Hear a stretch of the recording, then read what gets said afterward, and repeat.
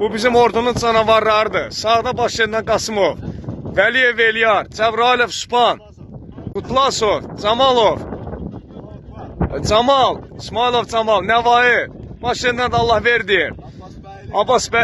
Başından Abbas bəyli, Qəmbərli, Əzzov, Bayramov, Məmmədli, Atayev, Həsənov, Məhmədov, Əliyev Kərim, Məmmədov, Kərimov Kənan, Məmmədov Şamil, Tanrıverdiyev Şəhruz, Cəfərov Sərxan. Allahu Ekber!